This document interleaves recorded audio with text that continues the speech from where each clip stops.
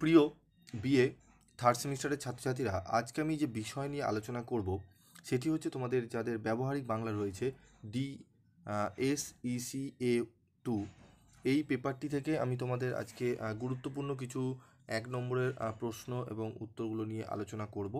তো তোমরা অনেকেই রিকোয়েস্ট করেছিলে যে স্যার SECA 2 পেপারের ছোট প্রশ্ন এবং সাথে উত্তর নিয়ে আলোচনা করো, এবং তোমরা অনেকেই আরও দেখেছি কমেন্টস করেছো স্যার ইকোনমিক্সের আপনি সাজেশন দিলেন না, 1 মাস আগে থেকে বলছি।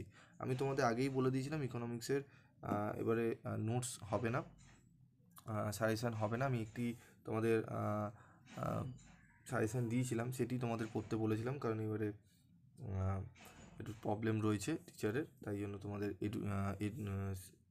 তোমাদের ইকোনমিক্সটা দেওয়া হলো না।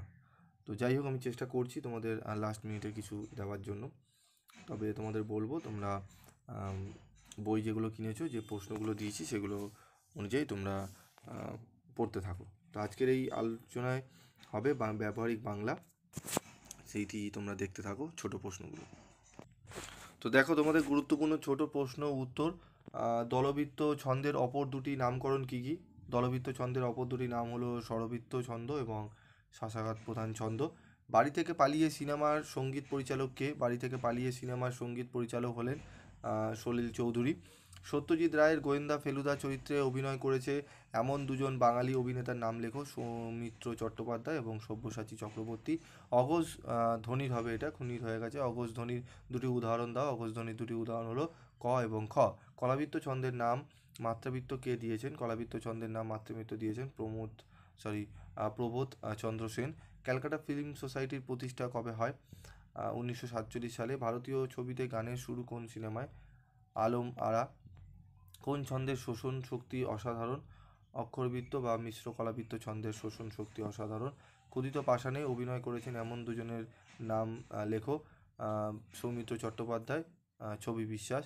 অপু ট্রিলজি কোন 3টি বাংলা চলচ্চিত্রকে একত্রে বলা হয়? অপু ট্রিলজি 3টি বাংলা চলচ্চিত্রকে বলা হয় পথের পাঁচালী, অপরাজিত এবং অপুর সংসার। চলচ্চিত্রে অবদানের জন্য সত্যজিৎ রায়ের পাওয়া দুটি পুরস্কারের নাম দেখে নাও। দাদা সাহেব ফালকে, অস্কার। পথের পাঁচালী সিনেমাটি কবে মুক্তি পায়? 1955 সালে। দল কয় প্রকার ও কী কী? দল 2 প্রকার, মুক্ত দল ও রুদ্র দল।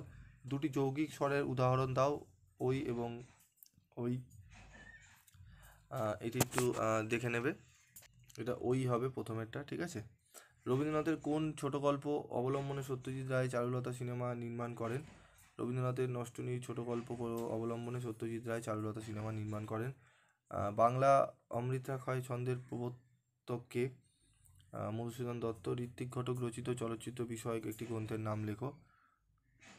চলচ্চিত্র মানুষ এবং আর কিছু। বঙ্কিমচন্দ্রের উপন্যাস অবলম্বনে, ঠিক আছে, প্রশ্নগুলো একটু তোমরা দেখে নাও। চলচ্চিত্র মানুষ এবং আর কিছু। বঙ্কিমচন্দ্রের উপন্যাস অবলম্বনে নির্মিত দুটি সিনেমার নাম লেখো। কপালকুণ্ডলা এবং কৃষ্ণকান্তের উইল। যে কোনো একজন বাঙালি মহিলা আবৃত্তিকারের নাম লেখো, ঠিক আছে। আবৃত্তিকারের নাম তোমরা এখানে দেখে নাও। ব্রততী বন্দ্যোপাধ্যায়। বাড়ি থেকে পালিয়ে সিনেমাটি কবে মুক্তি পায়? 1959 সালে।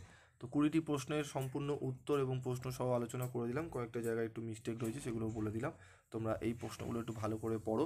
যদি তোমাদের মনে হয় পার্ট 2 ভিডিওতে স্যার আরও প্রশ্ন চাই, আরও কিছু প্রশ্ন দিন, তাহলে আমি অবশ্যই দেবো। তোমরা কমেন্ট বক্সে তোমাদের লিখে জানাতে হবে।